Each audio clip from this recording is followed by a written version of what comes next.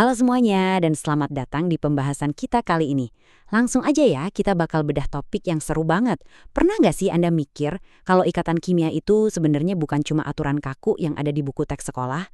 Lebih dari itu, ini tuh ibarat kisah epik di level subatomik. Semacam pencarian abadi buat mencapai yang namanya kesempurnaan dan kestabilan.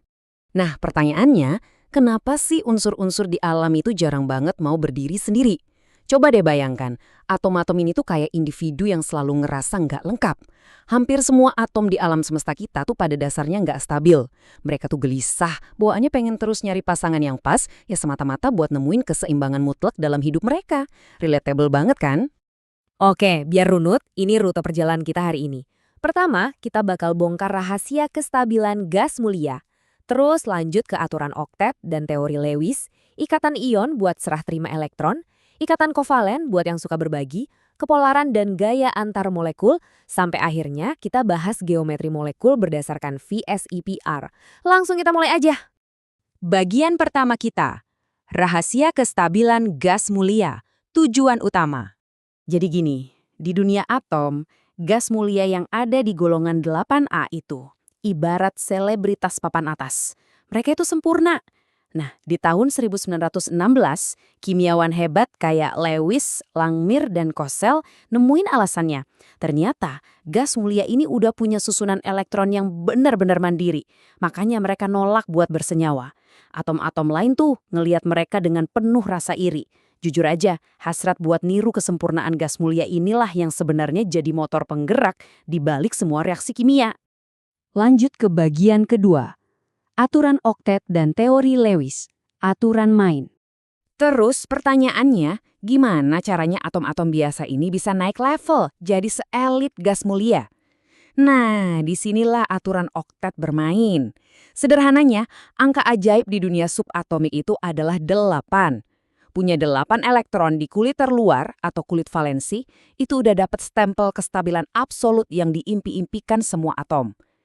Tapi ada pengecualian ya. Buat atom berukuran kecil kayak hidrogen atau litium, mereka udah cukup senang kok dengan 2 elektron aja, yang biasa kita sebut duplet.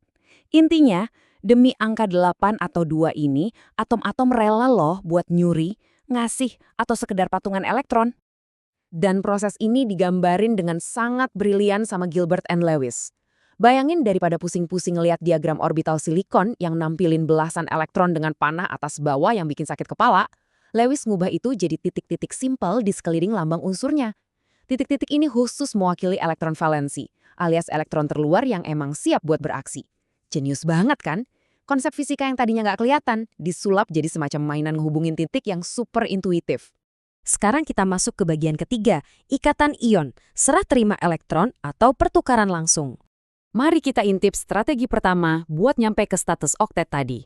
Ini tuh pertukaran elektron yang benar-benar dramatis. Contohnya natrium. Dia punya 1 elektron ekstra yang rasanya pengen cepet-cepet dia singkirin. Di sisi lain, ada klorin yang punya 7 elektron dan benar-benar haus 1 elektron lagi biar jadi sempurna.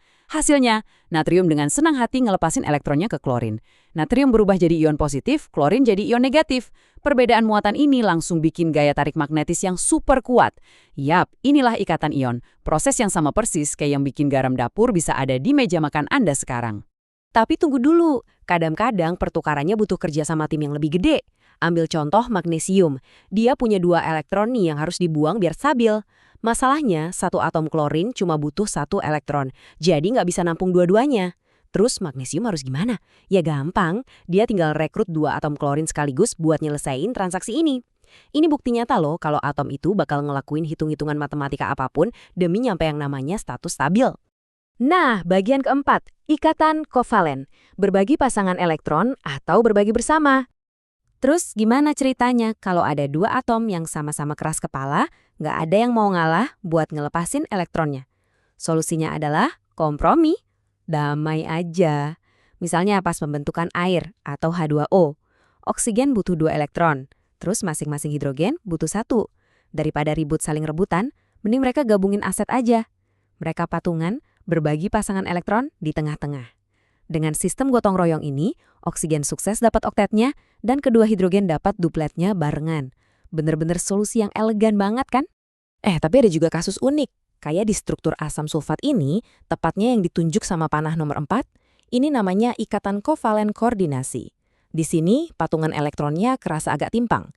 Jadi ada satu atom yang baik hati banget, dalam hal ini sulfur, yang nyediain kedua elektronnya buat dipakai bareng.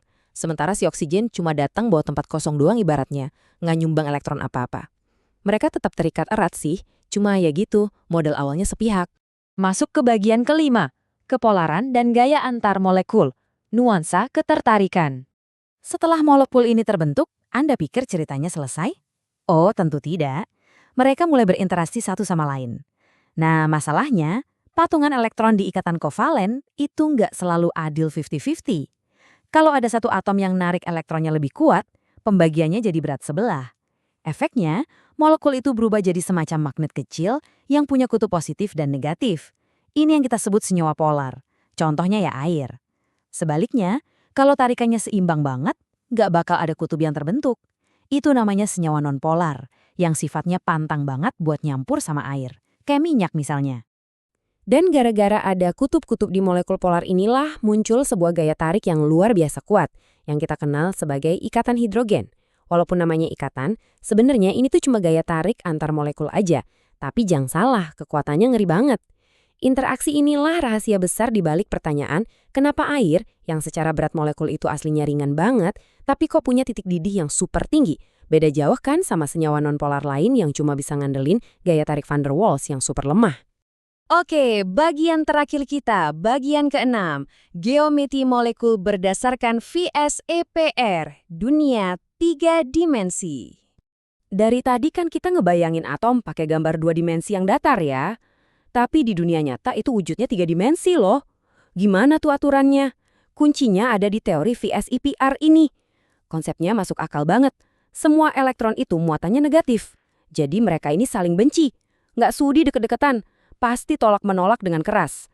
Nah, gara-gara ini, kelompok-kelompok elektron yang ngumpul di sekitar atom pusat bakal berusaha saling ngejauh. Nyari ruang pribadi semaksimal mungkin ke segala arah. Efek tolak-menolak yang nggak kelihatan inilah yang sebenarnya jadi arsitek di balik bentuk molekul yang kita kenal. Makanya molekul air bentuknya jadi bengkok. Amonia kedorong ngebentuk piramida. Terus metana atau CH4 mekar dengan posisi sangat proporsional ngebentuk bangunan ruang 4 sisi yang kece banget, yang biasa kita sebut bentuk tetrahedral. Coba yuk kita gabungin semua konsep tadi pakai contoh pembentukan amonia ini. Dari awal kita udah tahu nitrogen butuh 3 elektron. Jadi dia ngundang 3 hidrogen buat join. Ini kelihatan banget di struktur Lewisnya. Tapi coba perhatiin deh, ada sepasang elektron bebas yang nganggur di pucuk atom nitrogen. Pasangan elektron bebas ini egois banget. Dia punya daya tolak yang jauh lebih gede, neken elektron-elektron ikatan di bawahnya buat minggir. Makanya hidrogen-hidrogen itu kedorong ke bawah dan akhirnya ngebentuk bangunan piramida. Gila kan? Cuma dari paham kemauan sebiji elektron, kita bisa dengan akurat ngeramal wujud ruang sebuah molekul. Jadi ini nih kesimpulan penting yang harus kita bawa pulang. Memahami sifat dasar elektron tuh bener-bener ngasih kita kunci buat memprediksi gimana bentuk dunia di sekitar kita. Kimia itu bukan cuma tentang ngapalin huruf-huruf abjad acak di tabel periodik. Ini tuh kisah yang super dinamis tentang mikrokosmos yang terus berjuang tanpa henti, nyari kestabilan. Dan dari proses tarik ulur itulah, mereka berhasil nyusun struktur semesta yang kita tinggali. Jadi besok-besok pas Anda lagi ngambil segelas air putih, coba deh sadari satu hal. Anda tuh nggak cuma ngelihat cairan biasa, Anda lagi ngelihat miliaran molekul berbentuk huruf V yang lagi berpegangan erat satu sama lain karena dikunci sama gaya tarik subatomik yang luar biasa hebat. Bikin merinding bukan? Terus apalagi ya rahasia tak kasat mata yang ngebangun realitas kita ini?